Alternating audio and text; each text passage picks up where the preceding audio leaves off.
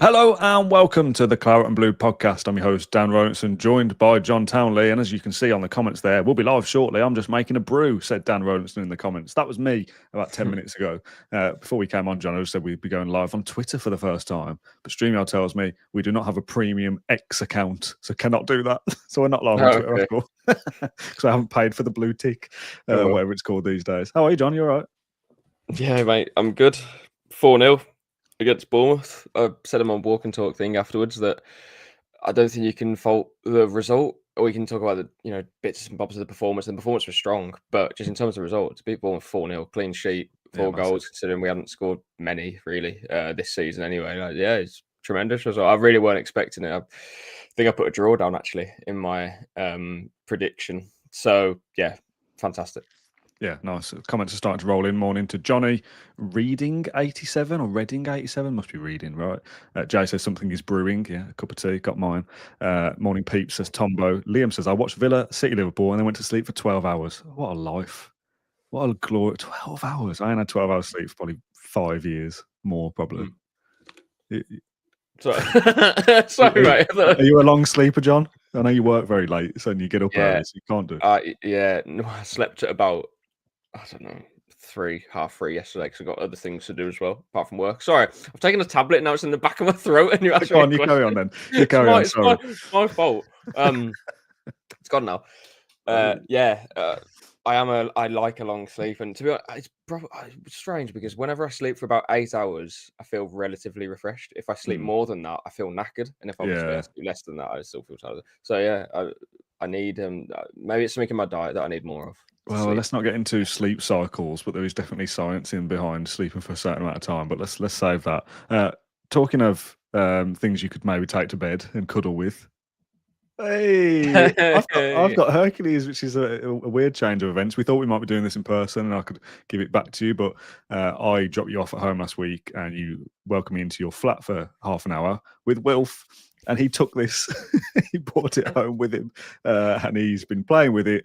But I have told him it needs to go back to John, which is gutting for a 3-year-old to give a toy back to a 25-year-old. It is yours. It is yours. I'm not begging for it back. I'm not stealing I've got WhatsApps going, please bring me Hercules back. This sounds terrible. Like, I don't need it, but anyway. Right, let's get into some questions then, shall we? This is our Mailbag Monday episode. We do a Q&A every single week. Over the most weeks this season, we've been in person, doing it out and about or in the office or whatever, but needs must this week, we're doing it remotely. But that means we get to do it live, so we can interact with the fan chat as well. But we have got plenty of questions from the mailbag. I'm going to go through them, John. Do you want me to do them in any particular order, or do you want me to randomise them? They don't have any headlines, so I can't get you to ask me which one to do next. But all right, let's do it a different way. How many numbers? There's about 10, but I was about to say, give me a topic that you expect to be in the Q&A, and I'll see if there's a question about it. Let's see if we're in tune with the audience. What do you think they want us to talk about? Emiliano Buendia. Emiliano Buendia. Okay, there's absolutely a couple about Emiliano Buendia. Let's start with this actually from John. Lots of Johns in the comments this week. Dan needs to eat humble pie. Most of the fan base were willing to give Buendia a chance. Were they? Not Dan. He said he's not good enough. A lot of fans knew he probably would be. Did they? He's showing it now. Hopefully Dan eats humble pie. It's quite funny how he continues to defend Watkins, but was so willing to write Buendia off. Well, firstly, John, I've absolutely ate humble pie in the post-match show, and there was a comment in the mailbag that was like, Dan, you don't need to keep saying like you were wrong and it's fine. I know. I'm not going to do it again. You can't keep saying it, mate. I've said it now, haven't I? Like, I get it. Right? I thought he's not good enough. And I'll repeat for the millionth time, so did Villa. If an offer came in, he would have gone. So, Emery thought he wasn't good enough, and now he is because he's playing and he's playing well. And I'll stand by what I kept saying. We need to see Emiliano Buendia affect games at the top level, something he'd not really done for us. Yeah, he's had a good pre-season. He's had a good loan. All right. I want to see him do it for Villa in an important game and opening the scoring against Bournemouth, being influential in a Europa League game. These are the things I wanted to see. So I'm not going to keep doing I was wrong and boo-hoo, poor me, I'm stupid. We know people get things wrong. But this idea that I'm like, I was the only one to write off Emiliano Buendia, come off it. Loads of people did. No, I think you are right. I understand what John's saying, but either he hasn't watched every episode that we've been on, or whatever it may be. But yeah, it's true. A lot of people will be eating humble pie about Buendia, and by the way, we're delighted about it. Absolutely, yeah. No one wants Buendia to fail or for him to not play well. Anytime I say a player needs to improve or maybe isn't quite the level wherever it may be, I'll be absolutely delighted to see him prove me wrong, and that is literally the point. Having these discussions. I'm sure there was lots of people writing off Onana because we spoke about him. Did we waste our money? And over the last few weeks, everyone's going, actually, you know what? He probably does look like a player of that level now. Yeah, and to kind of throw it back to, the mentions about Watkins, for example, I'm very hopeful that a lot of our fans who are giving Watkins a bit of a hard time, and understandably because he's not playing well, but that they want him to succeed still. And that if he scores in the next game, they're not going to. Do you know what I'm trying to say? Like we need these players to play well. And we all need to be in it together. So, yeah, I'm with you, Dan. I didn't think Buendia would be playing to the level he is. I would be absolutely staggered if Morgan Rogers just signed a new contract with the club. That's a different sentence, by the way. I'm not staggered it's happened because it has. We knew that was coming, so that's not breaking news. But yeah, nice. Yeah. Sorry, completely threw me off though. Still. Goodness me, where am I? And for that reason, yeah, he's playing through. Sorry, I would have been staggered, and if anyone had said before the start of the season that Buendia and Matty Cash would be two of the contenders for Player of the Season so far, no one would have been expecting that. But here we are. So yeah, it's good. Yeah, absolutely. Have you got to go and do some work now that Morgan Rogers has signed a contract? No, I'm off this week. Okay, right. Good. Let's carry on then. I won't get you to guess which topics we're going to talk about as we go through because that'd be silly. However, one from Harry who said, if I remember correctly, you did a video before the start of the season going through each fixture and guessing how many points we'd get. Maybe you could go back through your predictions for the first 11 games and see how we fared in comparison. Thanks a lot. I listen to every podcast and really appreciate the content. Now, I went back into the archives and found this screenshot from the end. What the hell? Great screenshot, mate. Yeah, terrible screenshot. I know. Oh, my old plant. RIP, my old plant. Oh, I need to get one like that again. Forget your plant. What am I doing? This was a random screenshot. Apologies. I can't really work this data out into something coherent for this episode because we didn't go fixture by fixture. We went club by club. So we've got us as getting 6 points against Sunderland. Now that's obviously mathematically impossible. We've got 3 points against Spurs. Well, we've already got 3 points against Spurs before we play them again. So that's where we predicted, and I'm not going to read it all out for those that are listening, but we said we'd get 4 points against Bournemouth this season. We've got 3 already. So now we only need to draw the away fixture to be on track of where we thought we'd be. On the flip side, we thought we'd only get 1 point out of Manchester City this season, and we've already got 3. So we're up in some places and down in others already, which kind of points to what we've said before, John, that we're about where we expect to be. We've probably not got some results where we thought we would, i.e. Brentford, Sunderland, and got results where maybe we didn't think we would, Spurs away, etc. Yeah. That is going to happen over the course of the season. I do look back to what I mentioned in our pre-season preview, which was terribly negative, but our away matches from not Boxing Day, December 27th onwards are traditionally very difficult for Aston Villa. So you've got, just off the top of my head, and there's quite a lot of them. But it's basically every away game. Chelsea, Palace, Wolves, blah, blah. You got Chelsea, Palace, Arsenal, Wolves, Man United.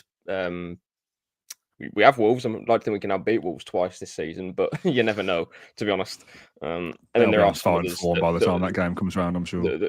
And others that will be difficult as well. So we are going to have to pick up points where we hadn't previously. But again, that's just part of the season. I look at what we've done this season, and it's exactly the same as this stage last campaign. So 11 matches. What are we at? 5? Is it 5 wins, 3 draws, 3 losses? Is that right? I think.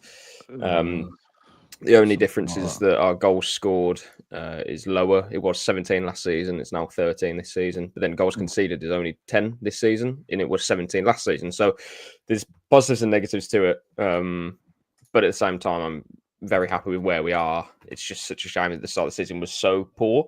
But we kept saying at the time, the results aren't terrible. They're really not. Against Newcastle, is no bad result. Everton away, Sunderland away, knowing what we know now as well, especially about Sunderland. Again, like decent results, but adding context, we were barely making a chance. We couldn't get more than one shot on target against 10-man Sunderland, some weeks ago. But in the last 6 weeks, 15 points out of 18, 8 wins out of a possible 10. 8 wins out of 10, sorry, in all competitions. It's been a real turnaround for us. And we did a video only last Monday, saying how poor our chance creation was. And those things are absolutely valid still, because it's still a big sample size between the first 5 games to the next 6 in the league. But if we can hurt teams in different ways, set pieces, and players are growing in confidence, like Morgan Rogers, I think, then we'll be okay. And after their break, Leeds away, Wolves at home, young boys in the middle. I want to win all 3. There's an opportunity there for us to really kick on. Spurs, they play Arsenal. Sunderland are away against Fulham, which isn't a terribly hard fixture, but still an away game in the Premier League. So if Villa can beat Leeds, we can easily jump up a few places there and really be among it. Before then, we play Wolves at home. So, heading into December, I'd like to think that we're really going to be in the mix. Yeah, absolutely. We will get to some of the questions from the live chat as well throughout we go. I am starring some of them that we can come back to them. There's a few people suggesting Rodgers has been announced, which we know. We heard that from John in the first couple of minutes. We're not going to talk about it too much because we knew it was coming. He's been better over the last few weeks, and does his performances this season warrant another new contract? Not really, but it brings him in line with the wage structure of the rest of the higher performing players across the league, right? Yeah, and I would add to this that you have the World Cup next summer, and I think that's a really important kind of facet to this. If Rodgers is going to play to any degree of kind of consistency in terms of his performance, but also starting matches, then I don't doubt he'll play well, and that his price will again boost by tens of millions of pounds. So for that reason, to have him down for five years, 2031 now, his deal ends, a wage reflective of his kind of status in the squad. Very very important player for what we do. And for that reason, we kind of, how do you put it, the last contract he had was to reward him for his development. This contract is now to say, you're one of the most important players we have at the football club. And that is why he's been given a new contract, basically. Speculation, Klaxon. Release clause? Not that I know. It's far too early for me to find out. But I don't know. So, speculation clause. I don't have much to say about it. Fair enough. That's why it was a speculation klaxon, John. Right. Awab says, Marlon came on and could have had a hat-trick against Bournemouth. We need to somehow get him in the team. He looked good playing off Watkins in the 10 position, but who would get dropped in that instance? I want to see Marlon playing as well, but we're going to come on to this in the midfield situation as well. I can't remember whether there's a question about it or not. I think there is, about Tielemans coming back. Villa have options, and that's a good thing. But it seems almost inconceivable how you get these things to work. Like, Tielemans has to come back in, undoubtedly. But Nana and Kamara are playing some of their best football together at the moment. So where does that work? The easy answer for Marlon to get into the team, to stick with him for now, is, you drop Watkins. But I still think Villa are a better team with Watkins in there working the front line. So I want to see Watkins and Marlon together. McGinn's playing some of his best football at the moment. Rodgers appears to have turned a corner. Like, I don't know where you fit all these guys in, and that's a good thing, but also a bit of a problem as well. Yeah, I don't know. It's a good problem though, isn't it? Because I actually, when I was getting up today, I feel like whenever I say these things, like when I think about Villa and when I do things, it's always in a really weird kind of not weird situation, but I don't know if anyone else does this. I was getting up, I was putting my socks on actually, and I was literally thinking of, was the team that we played yesterday, is that our strongest team? And then automatically I thought, oh no, you kind of Tielemans on the bench if it's our strongest team. But then you are kind of, that midfield is, you kind of chop and change it as you please, I suppose. But more so, it was just a McGinn, Rogers, Buendia behind Watkins. Is that our strongest element? And then I include Marlon coming off the bench to that, because that's your impact. That's your kind of get out if you need it as well. And a player to kind of run, run players ragged in the final minutes or whatever it may be. So I get the Marlon thing. But at the same time, I think you're kind of actually questioning, well, when's it going to work and what suits what team? And it's always a bit of a get-out clause when we speak about this, or answer these questions, because as we saw yesterday, maybe if Marlon had played off Watkins, it would have been still successful. But we saw how well Buendia played. We saw how well John McGinn played. Battling against the Bournemouth side who are really aggressive, or should be really aggressive, and press so high. McGinn, I don't really quite realise at the time, but it's usually the case that when you watch some of the game back, he's got players bouncing off him and he's making space for others, and he's doing quite, not necessarily the unselfish part, but the unglamorous part to it that then allows Buendia to have some space for Rodgers to move in behind. So I just think what we saw yesterday was at such a level that I thought, well, I don't really want to chop and change that. It works so well, but ultimately, different teams pose different problems. But it's a very interesting one on Tielemans and Onana. I've been a big fan of Onana, and I think quite a few people. Is this reverse humble pie that you actually are now being proven right on Onana? I mean, possibly if you want to think of it like that. But how do you put it? But I'm not so extreme that I think a player isn't good enough, or all of a sudden he's one of the best players we've had, or whatever it may be. He's just a good player, and he's playing better now. Like, that's it for me. He's always had these. Well, he's always had this ability. It's just about finding that consistency and playing well in a game. Like, I know that sounds very basic, but it's just so true. We've seen him score that goal that he scored against Bournemouth, against Young Boys. He's scored similar against Newcastle. He's capable, and it's not just that; it's his overall game. But again, I've seen that before, and it sounds silly, but when I saw him in pre-season, I just thought, wow, like he's got everything here. It's just about putting it together and staying fit, staying competitive in the game as well. So he really does, for me, have everything to be a top midfielder, Onana. He really does. He's got all the tools, all the assets, but it's just, as I said, then putting it together. And when it doesn't go well, it doesn't look it looks awkward, and it looks like a real issue for us. Like the Tottenham game, I mean, he played much better in the second half, but in the first half, he was a bit all over the place and a bit kind of scatty, and his passing was inaccurate. It kind of stood out like a sore thumb, really, especially because we've just seen Bogard play that position so well.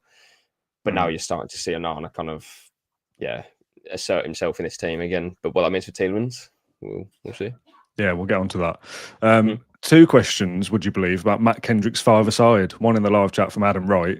We need to know how Kendrick's five-a-side got on, and also from Stuart. And would you believe, a little treat for everybody. Question from Stuart. Hi, guys. Great show as always. Just a quick one. Did Matt Kendrick manage to pull off the performance of the century? P.S. Got to get a shout out for my little one, Emmy Rose. There you go, Stuart. How was five-a-side? Were you the NordVPN man of the match? I'm glad you clarified the name of his little one, because there's somebody who played for the opposite team called Stuart, who's a Villa fan. So it'd blow my cover if I. There weren't too many tricks and flicks. I did try to nutmeg my son, and he wasn't having it. Our five-a-side is like kind of dog and duck versus rag-arse rovers, really. And Samuel, my son, he's 6'3", and he rocked up. He forgot to bring. He bought his little sister's boots instead of his own. Oh no! We were in a rush. But somebody lent him some boots. My team won, scored a hat-trick. Did you? Oh, fair play. Listen, this is normally like 24 versus 22. Do you know what I mean? It's normally a basketball score. But I did score a hat-trick with my sweet left foot, but it was playing the percentages. It was just keeping it simple and just, nice. Most of the games played up here as Emiliano Buendia, my spirit animal, my football spirit animal, will tell you. It was absolutely hammering it down the rain, though, so... hair gel in the eyes, that kind of thing, that kind of experience. But yes, I don't know whether it was NordVPN man of the match, but I certainly contributed towards our victory. Hey, hat-trick, I'll absolutely give you it, just to say the words NordVPN man of the match once more for our lovely sponsors. Thank you very much. Matt, thanks for that. We'll crack on with the rest of the episode. No, he's a fool, isn't he, that guy? When was this? Was that this morning? I recorded it this morning, yeah. I said we've had 2 questions about your father's side, mate. I need to know answers. Yeah, if you asked me to come on at 7:30 or whatever it is in the morning to talk about what you did last night, I'd say go away. No. Fair play to him. There's your answer, I'd love to come up against Matt's five-a-side team. It would be so good. I said there's got to be a video in there somewhere. We've got to do something, surely. Come on. Oh yeah, there is. Come on. Right, okay, let's go back to the mailbag then from Damo. There is a saying about shooting boots, and Ollie Watkins at the moment cannot find his. But has anyone noticed the amount of different boots he's wearing? And I mean in terms of make. He's worn Adidas, Nike and Under Armour, and in the Bournemouth game wore 2 different types of boots in the same game. I love this. It might be nothing, but like a golfer has his clubs, a player has his boots. Is this part of the problem? And yeah, I didn't notice that. I think really get down into the details. Like, why not? We can only speculate as fans. Is Ollie Watkins' choice of boots impacting him? Is that a mental thing of I'm not scoring, so I need to change my boots? I can't say I've ever noticed it before. And he might change his boots in the same game or when he's on a scoring streak. And this is obviously nothing. But somebody around me yesterday noticed he'd changed his boots at half time. I didn't know whether he'd done this start the season or not, but I'm going to take Damo's word for it. Yeah, maybe it has. Maybe there is a mental impact to this, a superstition kind of thing. I wouldn't be surprised, to be honest. Why else would you change your boots every 45 minutes? It reminds me of, Grealish never changed his boots, did he, in that in the 10-game winning run? Yeah, and they were all battered. And John Terry changed them after every game. Was that right? I think so. A new pair. Yeah. Man, the waste is unbelievable there. I hope he gave them away, sort of thing, and just put them in the bin. Boots these days are really expensive as well, aren't they? Not for players, though. I haven't. No. Yeah, true. So that's a completely invalid point. Yeah, fair. Is that it must be a breach of contract of some sort to where? Well, yeah, because because I wondered about the different makes, whether that was true or not. But if he's a Nike athlete, he has to wear Nike boots, right? So I don't know. Maybe Ollie Watkins doesn't have a boot sponsor. No idea, mate. But interesting one. I mean, again, said after the game that when Torres had the ball across the box, I think it was Jimenez that knocked it away. That's exactly what he needed. That's exactly the chance he's been waiting for, just to roll across the face of goal. All he's got to do is just put his body towards it, and it would probably, hopefully go in. And that's what, honestly, that would do so much for his confidence. But I actually thought he played well yesterday in terms of his all-round game. He's helped us win 4-0. He's led the line. He hasn't scored. His confidence is still low, and there's still moments where he'll kind of check inside and everything just looks a bit slow. It's not quite sharp. But Watkins hasn't been the most kind of silky, skillful player. He never has had to be. But every kind of motion he makes just feels like he's carrying the weight of the world a little bit. So, listen, hopefully he's not going England, is he? So, knuckle down at Bodymore, do whatever he needs to do, or even just get out, go somewhere else, relax for a bit, come back fresh.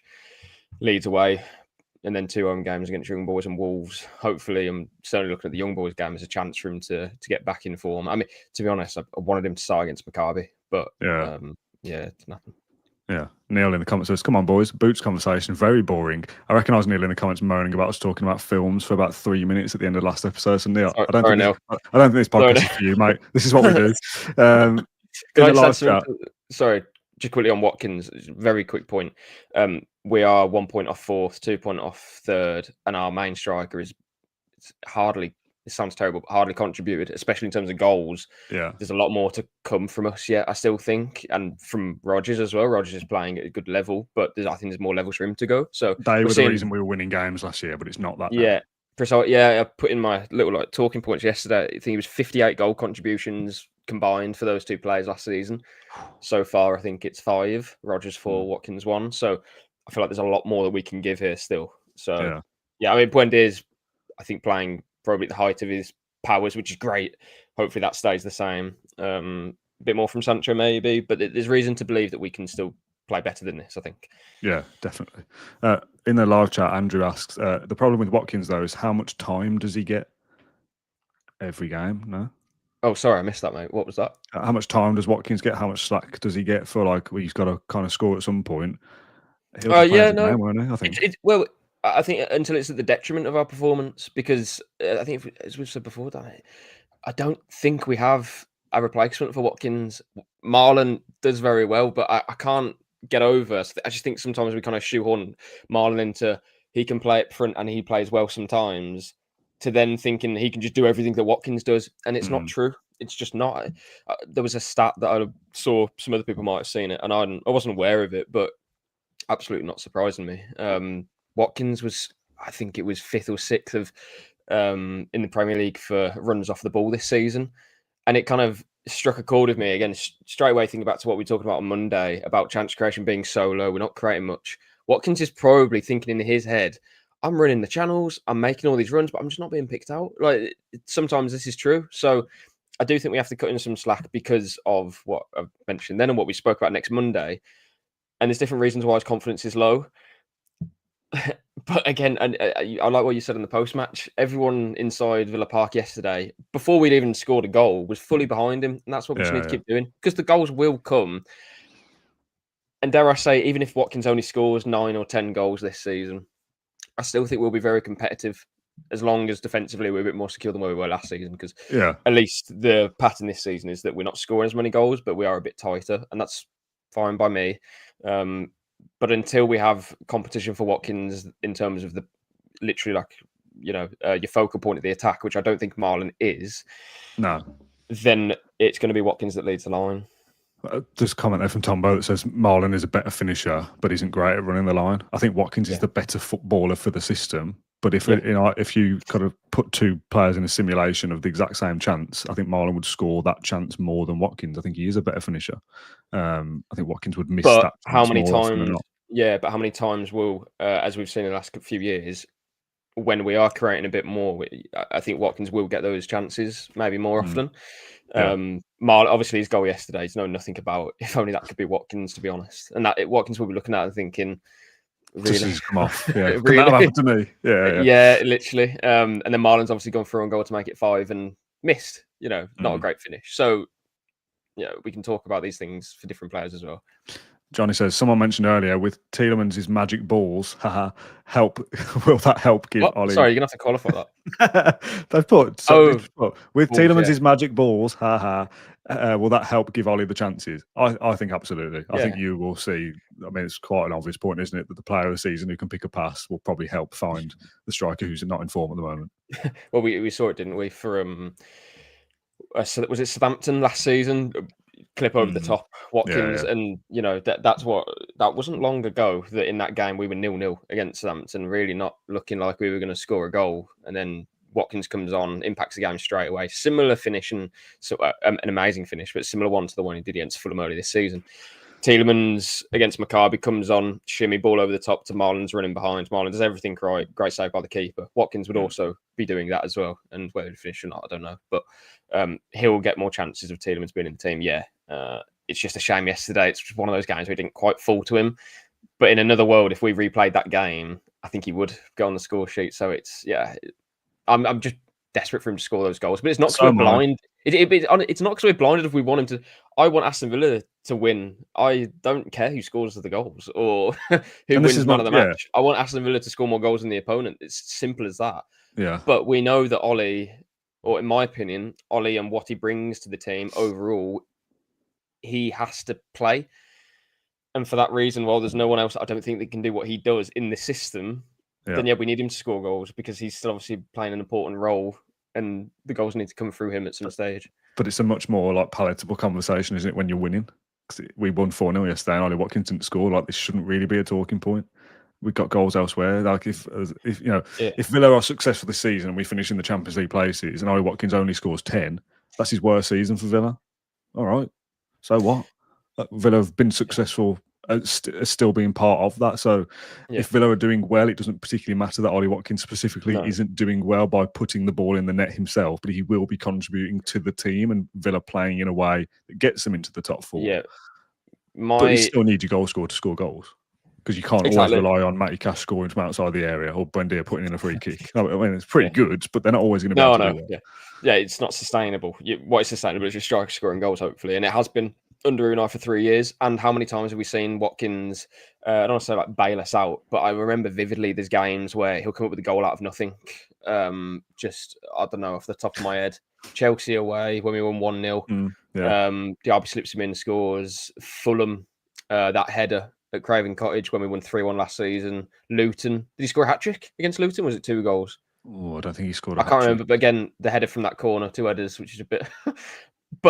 But there's these moments right now, you don't expect Watkins to come up with that. But when he's in form, I do. And when he has, that has been the difference for us. And I mentioned in a different episode about how, we don't get in the Champions League without him. And without getting in the Champions League, we don't enjoy that Champions League run, right? I don't know quite how to explain that. But he's solely judged on goals, I think, a lot of the time, which I think is unfair. However, I understand it because he's only scored 1 and we do need him to kick into gear because there will be games where we need a goal out of nowhere and he'll pop up with 1. and that's exactly what we need now. Or not now, but we will do. Sorry.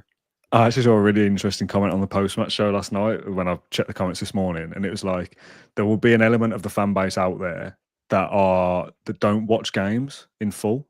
And I never really thought about this before, but there will be people, and people will know people who they say they're a Villa fan, but they don't really watch them all the time. And I hope we win today, but they won't watch it, or they might just watch the highlights or match of the day or whatever.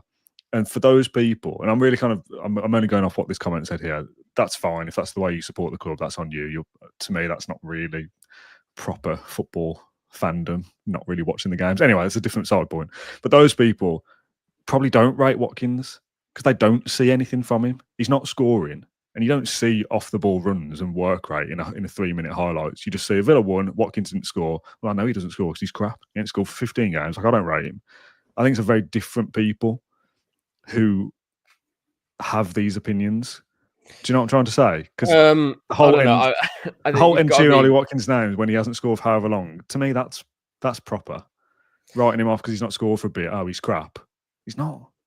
Yeah, I don't. I know what you're trying to say. Do you know what I mean? What you're saying is that people who criticise Ollie Watkins, we're not saying, or you're not saying that if you do, you're not a fan or you don't watch the games properly. It's not that. It's just some of that. You're saying some. I don't know. You tell me. But I do think the criticism is still fair though. The guy needs to score. Absolutely. Yeah. 100%. Yeah, so that's what I'm trying to say. We're not trying to go. Well, you're not trying to.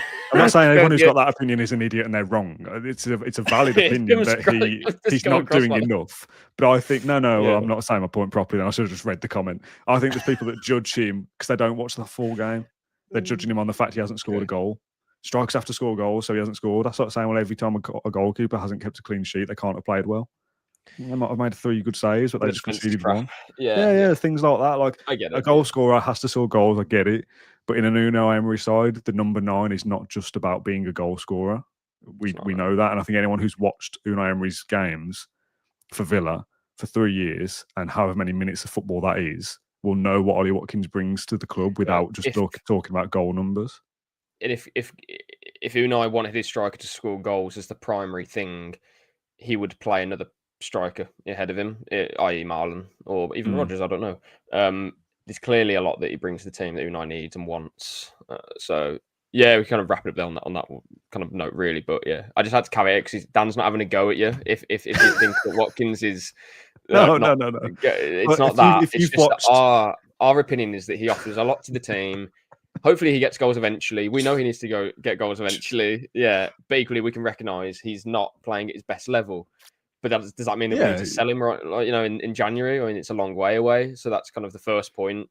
Back him because that's all we can do. And then secondly, I wouldn't sell him anyway because what is out there, I don't know. I haven't thought about it. So yeah, I think some people when kind of bad things happen, they need a kind of I don't say knee-jerk reaction of like, you need to say he's not good. Like Anana, for example, a few weeks ago, it was he's not good enough. £50 million down the drain. Bogart's a better player.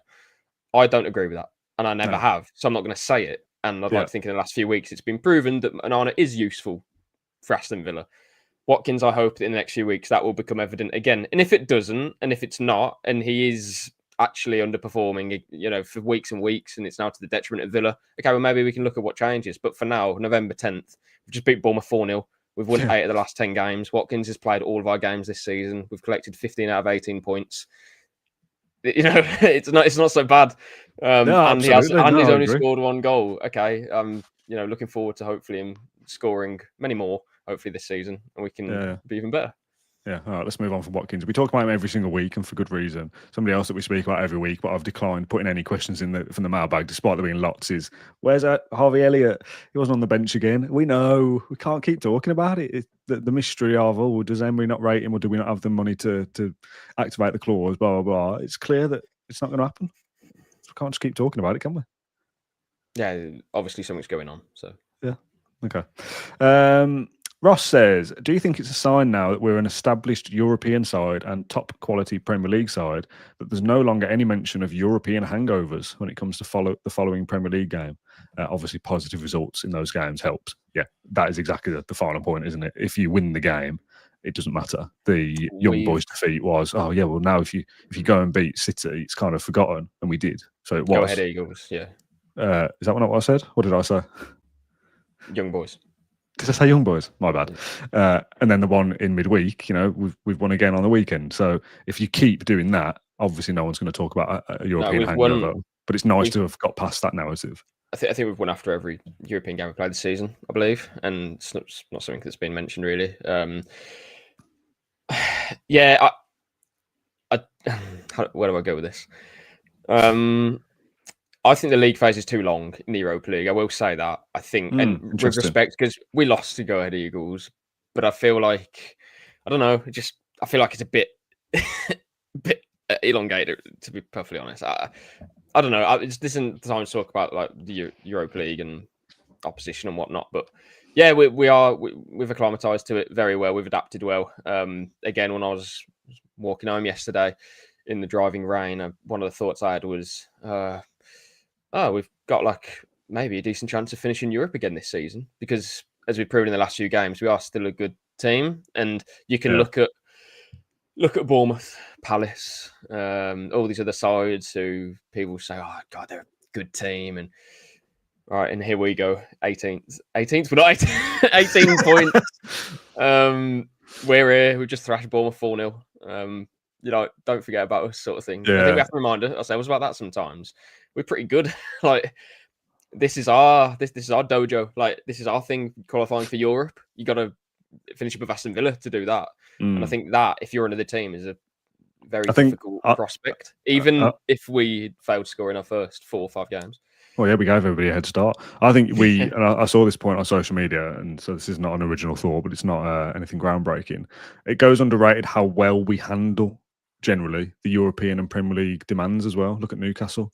The 2 seasons they've been in the Champions League, their league form has struggled, and it's early days. But Unai tends to manage that scenario quite well because he's used to it. Yeah. Villa have got to the point now, because the Europa League is easier, for want of a better phrase, and I'm fully aware of what happened at Go Ahead Eagles. It's different to the Champions League. The routine is different, but Villa know, and it is a kind of, you take it for granted that you can kind of expect Villa to, and this is why I was so not worried about the start of the season. I mean, it was crap for 3 or 4 weeks, and it was really frustrating. But I wasn't like long term. This is the end of an era. I kind of always felt we'd be back, right? Because you can kind of hang your hat on Villa, like being at a certain level under Emery, that we're always going to be like top 8 or something, and might be able to punch up a little bit. Like, do you know what I mean? Like, we're very reliable, and I don't think other clubs necessarily can always say that about themselves. Yeah, and I think this has to come down to Unai and his the long hours that he's putting in. I'm not saying that Eddie Howe doesn't put in long hours, because I think Eddie Howe is a brilliant coach. I really do. And I'm seeing Newcastle fans asking for him to get sacked. And it's funny because you always look in from the outside, sort of thing. And Newcastle fans wouldn't care what I say, but the guy's won you a trophy, qualified for Champions League twice. What? And you want him gone because you've had a poor start, really? Not for me. Yeah, we've been consistently in Europe. It's a shame last season we didn't get in the Champions League, but it's been an incredible ride so far. But you just feel like we will finish in that top 7 again, based on what we've just seen. We had a poor middle of the season last season, so I'm a little bit wary that could happen again. Yeah. But as I mentioned earlier, I'd like to think that we can have some players that are improving their individual performance, that we can get better again. So, yeah, you just do back this team, don't you, under Emery, to fight on all fronts consistently.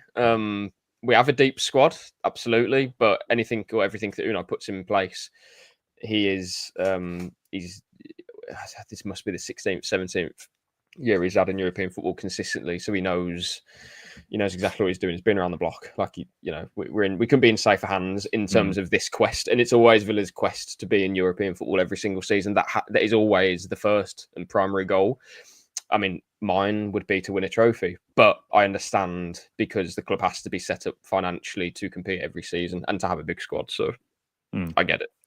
A quick one in the comments about Ollie Watkins' goal celebrations. This is not new, from Scott. Interested to hear your thoughts about Watkins not celebrating when other players score. We've definitely spoke about this on the podcast before. This is not new.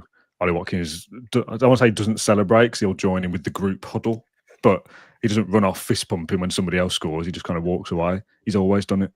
He wants to be the goal scorer, and It's a really fascinating the way that like the psychology of football fans kind of put onto footballers that if he was running away celebrating something he was not involved with, people would be going, "Oh, it's so small time." Like he should want to be the goal scorer. You know, he should be ruthless. I don't know. When he's not celebrating because he's pissed off that he's not the goal scorer, we now use that as a stick to beat him with. I think that's a good thing. You should be pissed off. You should want to be the goal scorer because you're the main man. Now, celebrate with the team. Like Villa is ultimately the main thing. But if someone else scores and he thinks, I wish that was me, good. I hope that fires you up to be the goal scorer next time then. This idea that like it's a weak thing. It's fine. He's always done it. It's never when he's the one scoring and Villa are playing well, it's never been a problem. When he's not scoring himself and he's not celebrating for others, it's like, oh, he's a problem in the dressing room. He's not. Things get so overblown. I'm not even going to mention his name. If this was any Villa player who didn't celebrate when their teammates score, I'm not bothered. I'm celebrating. I'll celebrate for them. It doesn't matter at all. I'm not fussed. Again, if we're talking about a player who's, I don't know, a bad egg or moaning that they didn't, you know, the ball didn't come across the box, whatever it was, that's I guess that's a bit different because that's being selfish and like self-centered. But all strikers are though, aren't they? Ollie Watkins wants Aston Villa to win games. I don't know where we get this. It feels like a big spiral here, and we're going to get to the point where I don't know where this is going to end. But no, I'm not bothered. I understand the question though, because maybe it looks a bit odd, but not really fussed. Are you worried that we're going to get to the point where fans will say things and we'll just say you're wrong, we're right? Because that's not what we're doing. I just don't agree with some of the things that were being sent. Yeah. Absolutely fine to question, and again, they're all valid, like you know. But Counterpoint from Liam: Haaland celebrates hard when others score. He doesn't care that it wasn't him. All right, fine. Yeah, I don't know what the. Yeah, I don't even know why Watkins wouldn't celebrate. I don't know if it's anything to do with him being. I don't know. No, I don't know. I genuinely don't think it matters at all. I do. Sometimes you see it, and I don't know. Kind of think about it sometimes when a player scores a goal and then a teammate doesn't celebrate or maybe just puts his hands in the air or whatever. I don't really feel anything to that. I just don't. It's not something that I question or look at any stage, and especially now. I do remember though, it was kind of questions when Watkins was banging 19 goals a season and he wouldn't celebrate other goals necessarily. When I say we don't celebrate, isn't he doesn't go berserk. He'll obviously congratulate the player who scored a goal and say, well done, mate. So yeah, I don't know. It's a bit of a it's not kind of a not a non-point, but I'm not worried about it. For me, it's not a. It is what it is. He's always done it. If it changed now and he was like sulking around the place and was looking really disinterested, that's a bit different. But that's different, yeah. It's always been the same, whether he's in form, out of form, whether people love him or hate him. I think we're in a really interesting position. Maybe as a podcast, I feel differently about certain things that we get all the time about. Oh, we're so negative. We just won a game. Like look at the comments. Like people are asking us to talk about Watkins not celebrating when we just won 4-0. Like we're talking about what Paul says, such a Watkins apologist. A Watkins apologist? What does that even mean? Like, he's a striker. Like, can we all just move on with all these weird comments? Because we'll be people who don't, but we've said he's not playing well. Yeah. We've said this. But what's the alternative? And in my opinion, Marlon is a different striker to Watkins. Watkins is a profile of player who has helped us get into the Champions League, get into Europe in the first season, finished 5th last season, still played many or maybe all of the league phase games where we finished in the top 8 of the Champions League. Like, we can't forget these things. He scored 19, scored 16 this season. He hasn't scored many at all. Hopefully that changes. But what are we going to do? Like, I don't know. There's no. Even in January, if you want to sell him, I don't know how that would work in terms of finance. Like, it's just I get a bit kind of bored of the conversation myself. I get the questions, but I think we have touched on it a lot now. And if people think that we're being like ultra protective or whatever, I'll stress the point. He's not playing well. I'm not saying he is. I think we're also an interesting position. I think people just want you to. I think sometimes I think it's a case of people want to say, "Oh, he has to be dropped now." I don't believe that. I don't think Ollie Watkins should be dropped. No, I don't. I don't think Aston Villa play as well as they did yesterday if we have another player on the pitch that wasn't Watkins, and I'm fine with him playing yesterday. Like, we've won 8 of the last 10 games. Like, I don't think it's a major problem here.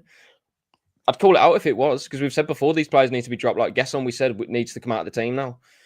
And others, I've said many times, Beauregard when he's playing well, okay, but I would bring Granada back in, so I would essentially drop Beauregard. Right. So I'll call it out when I think a player will play better or serve this team better than Ollie Watkins. We will say that, but right now I don't think that that's the case. That's my opinion. But I will say it. Onana, I think, should have come in for Beauregard when we played Tottenham away. He did, and we won, and he's played well since then. Gesson, we said, needs to come out of the team, and he has. And we played very well against Bournemouth. We won 4-0. When we want Watkins to come out, I will say it, but I'm not there yet. Maybe I will be next month, but I don't think I will, because I don't think we have a player who's suitable enough to replace him. The Burnley game when scoring by then as well. The Burnley game when Marlon played with Watkins, look at the goals and the way that Marlon played in that game. Partially, that was because of Watkins' movement. Go back to what I said earlier. His off the ball runs in the Premier League season are incredibly high. They always have been. It's really important what he brings to the team, and there won't be. And put it this way, I don't think any of his Villa teammates will say next game, drop Ollie Watkins. I genuinely don't think that would be the case. There'll be some fans who think that, and again, fine. But we're just kind of giving our case, what we think. I really don't think any of his teammates will be saying, I don't want to play this game with Watkins up front. I think they'd rather have him on the pitch than not, because of what he brings to the overall cause or effort to win a game of football. So 100%. And I think a lot of the stuff we're talking about is Ollie Watkins specific, but a lot of it is just wider social media, football fandom, and I don't want to tar everybody with the same brush here, but everybody has their own opinions, and that's fine. But there's a lot of if you don't agree with me, you're wrong. You can't see both sides of the argument. We can see that Ollie Watkins is not scoring goals, or X player is not performing well. We're not blind to it, as you say. But what's the action? That's not well, you have to do this or you have to do that. Or you've got to be so binary one way or the other that if he doesn't score, he's terrible and should never play for us again. It's much more complex than that. And the thing that we often use as a bit of a cop-out, but I think it's true. Unai Emery, this manager that we laud as being a genius and blah, blah, blah, keeps picking him. Blame him. We're not the one who picks the team. Blame him. Exactly, yeah. So, if it's good enough for Unai, it's good enough for me, is my easy answer for a lot of things. And I'm aware that's a bit of a cop-out, but we can only share our opinions and everyone else can only share their opinions, and that's fine. But we don't need to be fighting each other as a fan base. Do you know what I mean? No, in an ideal world, maybe one of us would actually have the opinion of Watkins should be dropped. I mean, you can have that kind of debate there and pose those arguments. So, genuinely, apologies if this comes across the wrong way of no, keep him and we're being blinded or whatever. But it's just a genuine thing. I don't think he should be dropped. I feel, yeah. And I don't feel that right now. Maybe I do in 4 weeks or whatever it may be. But right now, I'm not there. I'm only telling my opinion. If we came on this podcast and we weren't giving our opinion and we were doing what other, I'm talking in the kind of some of the other Villa podcasts. No, not Villa podcasts. We've seen other, I can't really call that not Villa podcasts, other media personalities, should we say. They will literally go on air. You take this argument, fight. Yeah. We're not going to do that. It's I don't find that entertaining, and I'm not going to be. It's not true. If I come on here and say, drop him, sell him, and bring in this by £50 million, what are you talking about, John?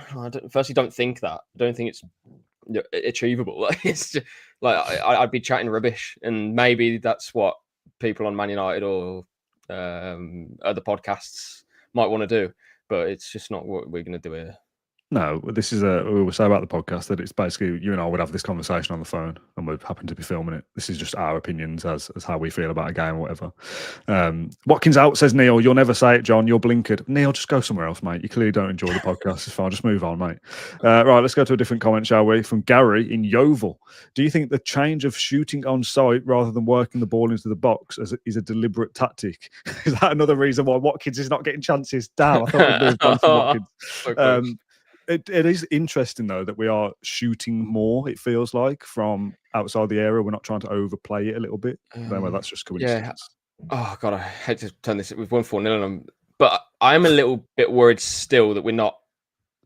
You're worried the out of the area goals aren't going to be consistent. We're not going to be able to sustain. Yeah, I don't think. 25 yards. I mean, at the moment they are sustainable, which is bizarre. But kind of, over the course of a season, we do need to make more and create more. So I'm not going to labour the point, but I'm still wary that we're not, we're not serving up chances for Watkins 3 a game, should we say?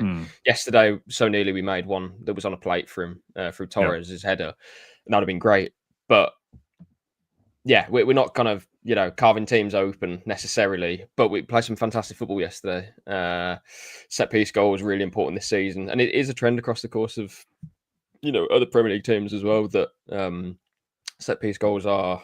That again, they're in vogue. The long throw-ins, the set piece routines, corners. So I'm not like that worried about it, but I would like to see us, make a few more chances in and around the box, because that feels like again over the course of a season that's going to be your best way to score goals. So, but no, shooting from long distance, maybe we should have done more of that in the opening games of the season. Yeah, we were. And then obviously our first goal, first league goal. Come through that as well. Off the top of your head, I'm putting you on the spot here. Can you remember the last time that we scored an easy goal? Marine Boy there in the comments says we don't get a tap in anymore. Like a goal where you just think. Harvey Elliott was an easy goal. Guessel, maybe.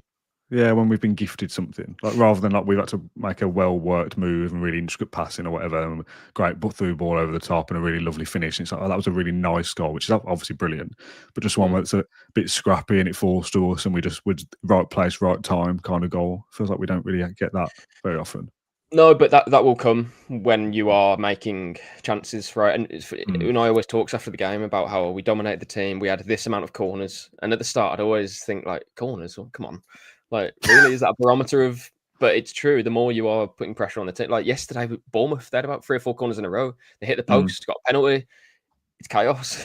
So that'll come for us, I'm sure. It's just at the moment, I'm and I hate to kind of turn it into this, but I just want to see it's a bit more fluid in the final third. Yesterday we were, but I think that a lot of that as well was Bournemouth defending as they did. I don't think they defended very well at all, which is credit to us. But I know that if we're going to achieve what we want to achieve this season, we are still going to have to show a different side to our game that we haven't quite shown so far this season. We've shown it in spells, but for now we're going well, but we're going to have to continue to evolve. Yeah, I got a couple of questions here I want to combine about Villa Park specifically. From Joe, first of all. Is it considered disrespectful to turn teams round at kickoff? Why did Bournemouth do it? We seem to do quite well kicking towards the Holt in the first half, and Semenyo facing Martinez with the Holt behind him for the penalty in the second made it feel like whatever plan Bournemouth had backfired massively. And No Name simply says, why is Villa's home form better than our away form? And we'll take that in 2 separate ones, but kind of the same. The turning teams around at kickoff thing always gets a boo, doesn't it? Does it really matter?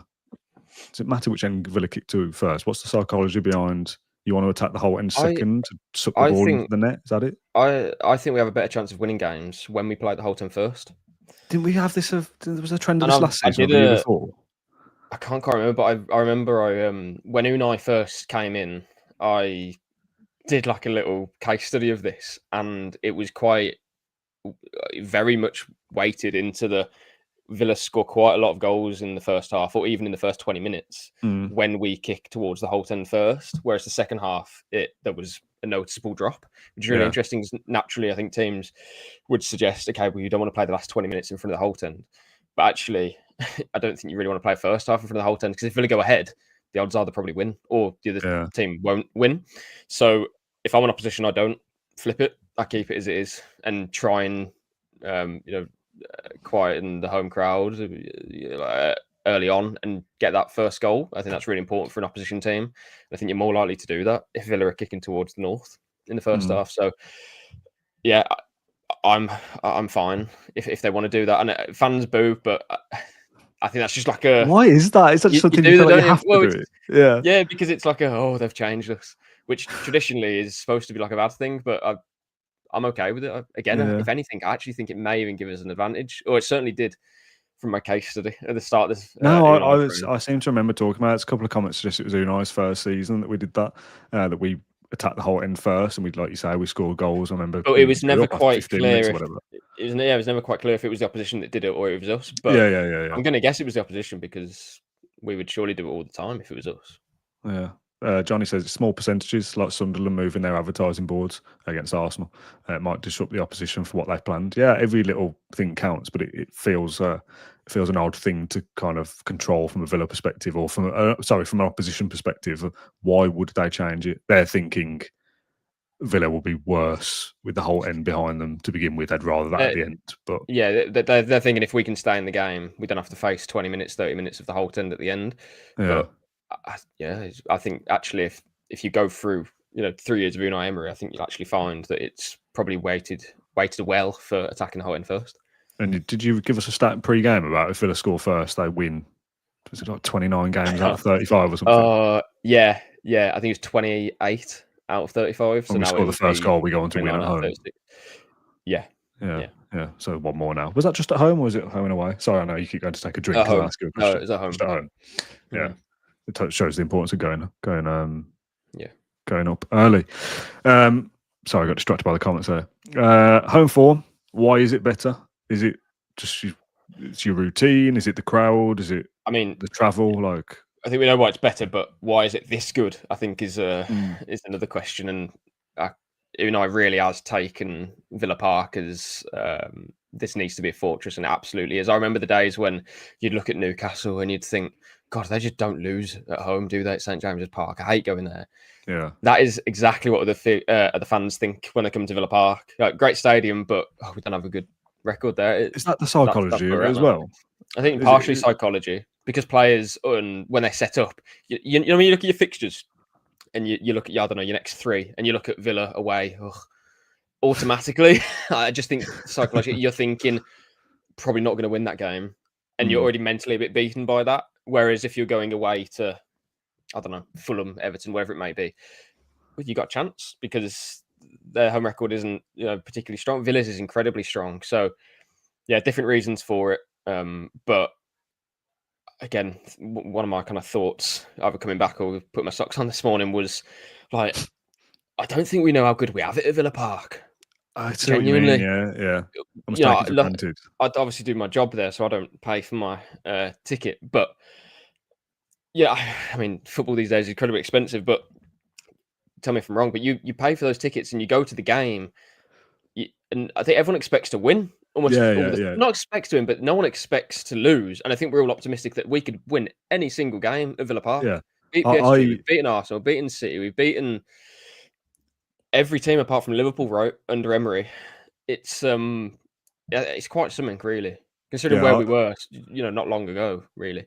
I think there was a period, and I'm going back years here, before we were even relegated, when we're not very good and we're a bottom half team or whatever. And obviously you got your 19 home games, and you probably think kind of, you're not working it out from a value for money perspective, but how many wins are we going to see at home in a Paul Lambert season?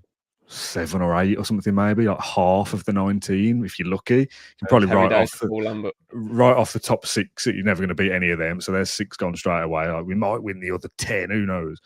Now, and again, I'm not working this out, going, should I buy my season ticket or not? But I'd probably think, well, the 19 home games in the Premier League, I'm probably expecting to win about 15. That might not happen, but I'm going to the game thinking, well, we'll probably win. And the ones do you know what I mean? It's not many games where I'm going, Arsenal, City, Liverpool. There's a couple that you might think, it's going to be tough today, but I'd still feel pretty optimistic about we could win this. We can win. Yeah, we can win any game. The only difference, I think, was Palace. And I laughed then. I didn't mean to. Palace, genuinely. Deadly serious. Palace are the only team. We'll win the other 18. That's a good record, though. 18 out of 19 is pretty good.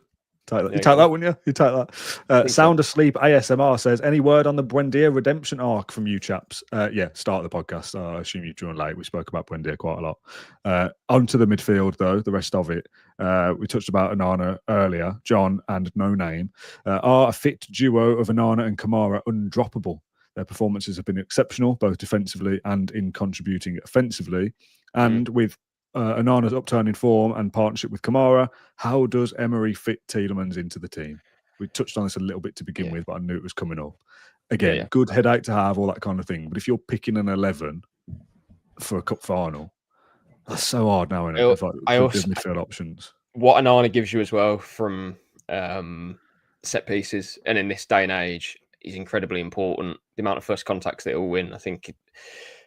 Do you want to have a 6'5" player on the bench that is so useful for that? So it's really difficult with Tielemans. I love Tielemans is probably my maybe after Onana.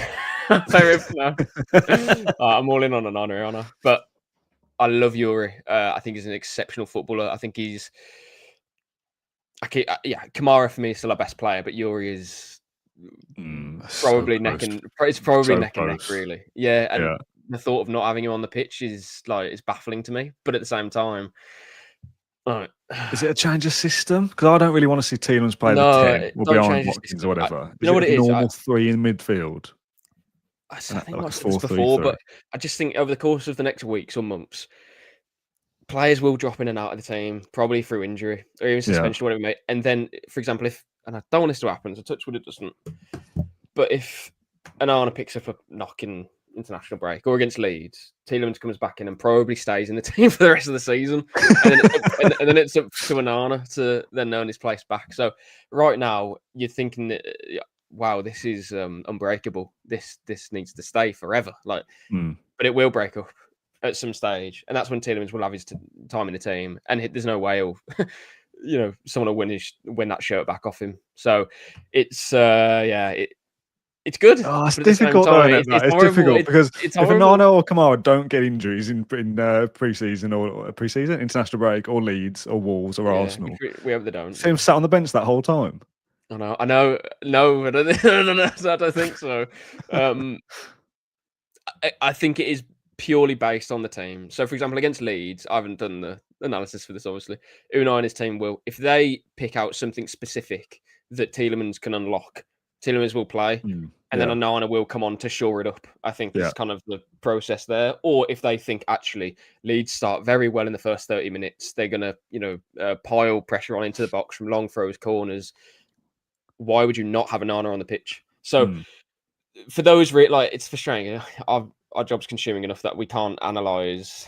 I'm not going to analyse Leeds to a T. And I wish I could. I wish I had the time to. But that would then inform, okay, actually, we should do this because of this reason. Unfortunately, I don't have that answer, but I wish we did to then give a better one. But that's how Emery and the coaches will treat every single minute of every game. Yeah, they'll make those decisions. That's the best answer I can give. It's different solutions to win games. It's just a shame that they offer very different things.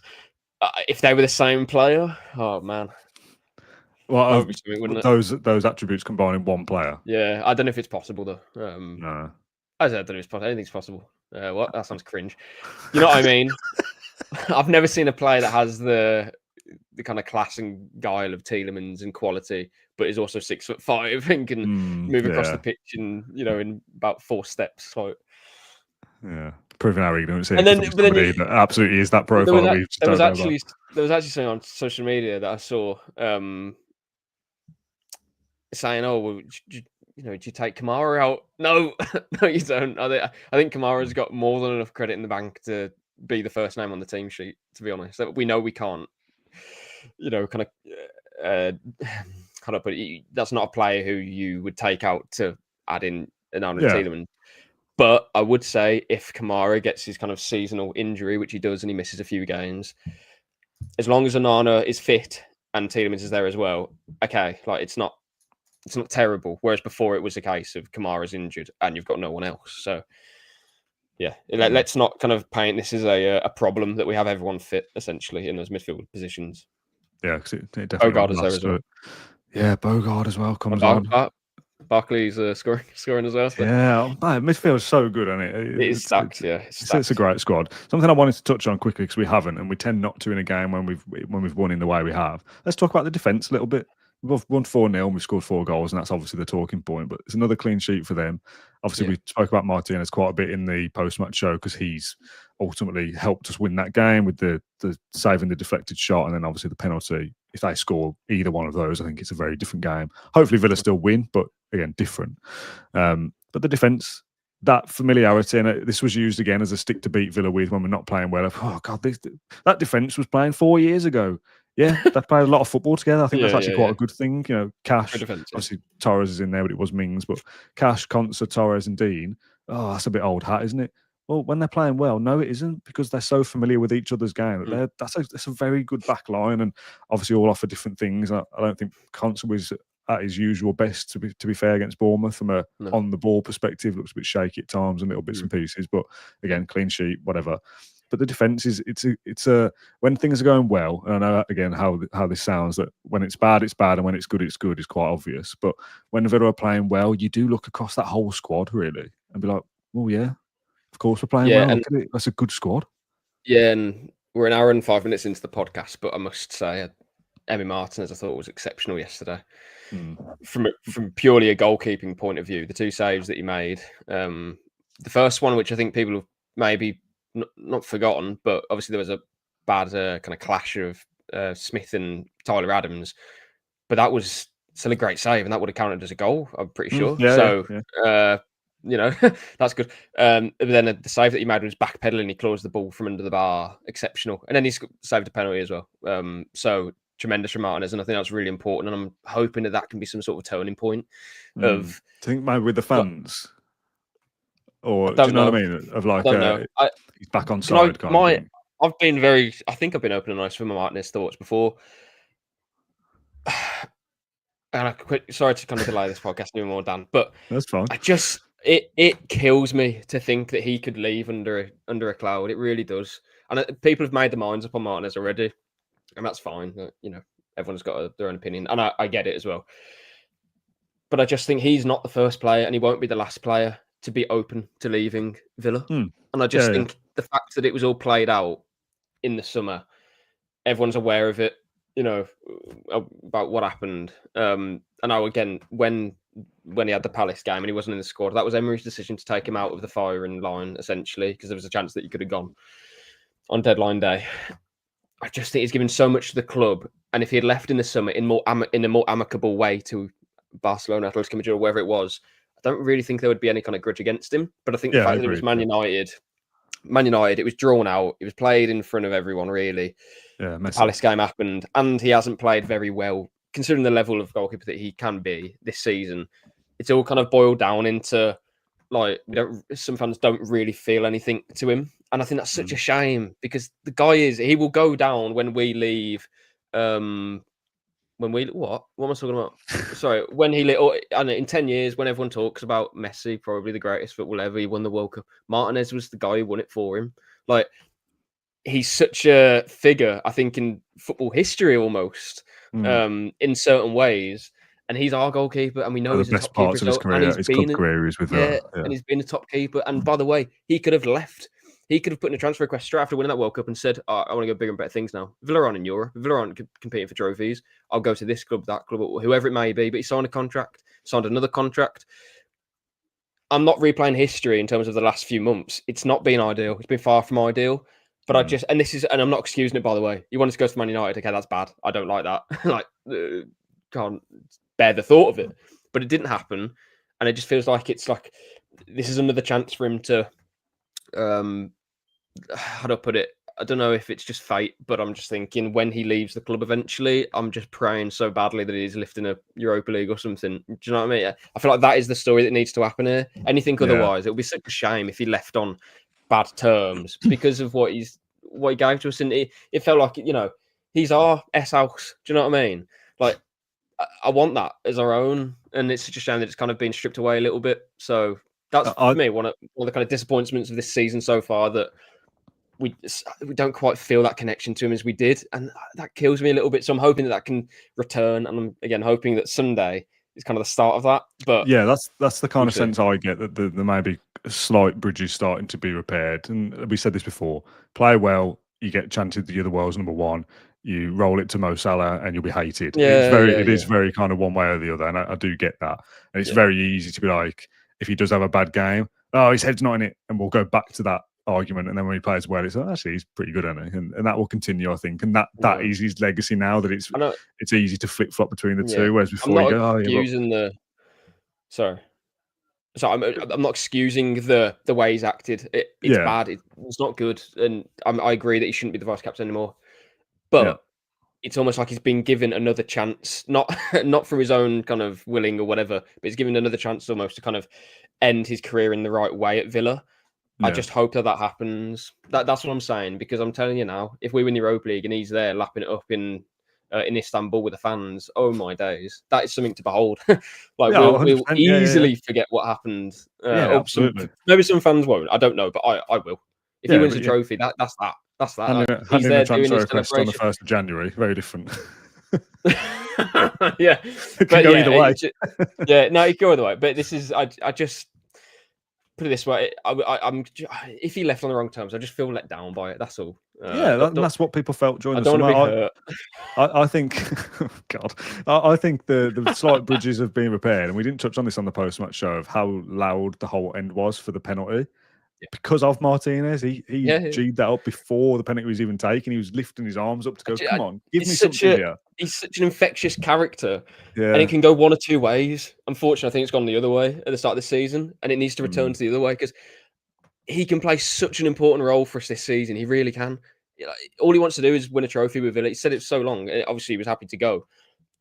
I must clarify that then. All he had wanted to do was to win a trophy with Villa. Whatever happened in the summer happened, but that's still possible. Yeah. And I just think it would be such a crying shame if he was to go under that cloud. But again, from what we saw yesterday, it's kind of perks me up again to think maybe he can play that key role. And by the way, he needs to. No team wins a trophy without having a big goalkeeper. No team goes far in the league without having a good goalkeeper. And Marco Bizot is absolutely he's very, very good understudy. But I just think, again, Martinez showed his levels yesterday. Yeah, agreed. Okay, one final thing I wanted to end on then. This is the bumper episode of the Claret and Blue podcast. Obviously, international break after this, so we will have a bit of a break. Next 5 Premier League games, John. Let's do a little bit of a points prediction. We can look back on this. I want to start doing this at some stage, probably at the start of every month, but I've missed the boat by waiting until now to do it. So let's do the next 5. Leeds away, 23rd of November. Wolves at home. Brighton away, midweek. Arsenal at home, Saturday, lunchtime kickoff, and West Ham away the following Sunday. So we're up to the 14th of December there. 5 Premier League games between now and the 14th of December doesn't seem like enough. How many games is that? 5. So there'll be European games in there as well. But when we are getting near enough to Christmas, Villa played another 5 games. We've just got 15 points out of 18 in the previous 6.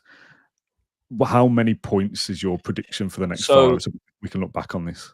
For us, I'm going to try and bring this to what we did last season, and actually the season before as well. So last season, after 16 games, we had 25 points. Okay. So we need to take 7 from the next 5 to match that. Oh, I think we'll get more than that. Well, this is kind of why I've done it, to give another layer. So I'm loading the table, mate. Go on. No, so after 16 games last season and 16 games this season, I think we'll be better off points wise, despite us having the start we had this year, which is really interesting. I'd be stunned if we got less than 7 points from those 5. I think there's absolutely 3 winnable games there. How many points did I say? 25. Yeah. Good God. In 23-24, we had 35 points after 16 games. Did we? Wow, okay. Well, I don't think we'll get to that many. No, I'm going to delete that tab. Looking at that. It is possible that we can get that many, but I don't think we will. Right, so where are we? 18 points, so let's go through it. So Leeds and Wolves. 6. Gotta be. Yeah, I always like to kind of trim on the off chance. So, all right, we'll say 6. Brighton away, I think a point. I'd say there's your 7. Okay, so yeah, let's call that 7 points from those 3 games. I think okay, all right. Yeah, fine. I don't mind that. Arsenal at home, I'd be disappointed if we lost. Put it that way straight away. So I'd want at least a point there. But I think that absolutely we can beat them. And wow, what a little carrot that would be. If we got after Arsenal, and then is that it that we're doing here? Yeah, West Ham away is the week after. There'll be European games in that mix somewhere as well, and that will impact. But I don't want to. I always like to kind of So let's be honest. Arsenal winning the league are so far leading the table. I'm happy to call that 10 points and just say you lose to Arsenal, because come on, we're not going to say we're just going to win every game. Oh. I'm not saying we're going to lose to Arsenal. Sorry, but no, come on. If we just say, oh yeah, we'll get 14, 15 points out of that, that's essentially like no room for error. Like, we need to be realistic, I think. Or you can go your points, and I'll go mine. I'll call it about 10 points from 5 games. Yeah, okay. Let's go separate then. I think. What did you say? 10. I'm gonna go 11. 3 wins and 2 draws. Fair. Unbeaten. start another little unbeaten streak. So about 10 points then, which is realistic, and those points can come in different ways. Maybe you draw to Leeds, and then you beat Arsenal. Well, it is what it is. Yeah. So that gets you to 28. Yeah, I want to be on 26, 27, 28 points, something like that. This time last season, that would be 4th position where Nottingham Forest were on 28 points. City were on 27, Bournemouth 25, Villa 25. So we would be, if we managed to do that, better off at this stage. I have 60 games this season than last, so yeah, you can see how a good kind of benchmark, isn't it? Are you doing better than you were? Where does that take us up to? Is that then before Man United? So West Ham is the 21st. 14th. Man United at home is the 21st, and then to end December it's Chelsea and Arsenal, both away. Right, so let's push it over to Christmas then, shall we? And then just say 17 games. I guess so after 17 games we were on 28 points. So essentially to match to match what we did before Christmas last season, we need 10 points from 6 games, which is definitely achievable. Yeah, 100%. And we were 6th at that stage last season, 3 points off 4th. So I think there's a very reasonable chance that by Christmas, top 4 at Christmas, Villa are chasing Arsenal Villa are in a strong position to then hopefully have the kind of nearly the second half of the season. Yeah. Oh man, we had questions when we get relegated. Told you it was a load of nonsense, didn't I? Right, that will do for this episode of the Claret and Blue Q&A. Apologies if anyone feels like I was going to say we, but I have been attacking anybody who's listening for their bad opinions. I will stress everybody is entitled to their opinion. I've just realised it makes the podcast better. Please do come at us. How can his pants come down? Were you aware of that? Why is that a feature? We've got some explaining to do. Yeah, get into his backside. Oh, what do you mean? It's his tail, isn't it? No, his actual shorts come down. Look. Unbelievable scenes. I'm not attacking anybody for their comments. Everybody is entitled to their opinion, absolutely. But I just get frustrated sometimes when you don't have to apologise for having an opinion. It's a debate. People will have an opinion. Fantastic. That's why we're doing this show. You have an opinion as well. Not everyone has to agree. In fact, if we all agreed, man, life would be so boring. Yeah, absolutely. So it's probably more entertaining. Yeah, I'll stop fiddling with Hercules now, Johnny. Yeah, apologies for that. Nice little toy. This is 25 years old, isn't it? If that's the kit, this would have been yours as a baby. Presumably, yeah. Yeah. What a little legend. Right. Thank you for watching the Claret and Blue podcast. I've been Hercules. You've been John Townley. Really enjoyed that. Thanks everyone for tuning in. As always, an hour and 20 minutes almost. So hopefully you've enjoyed the longer episode. We'll be back later in the week with Claret and Brew and hopefully our 1000th episode special as well, probably at the back end of the week, potentially even over the weekend. And then we'll be back next week in the build-up to Leeds, which will come before you know it. John, thanks for joining me. Thank you for watching along or listening to the episode. And we'll see you again soon. Bye.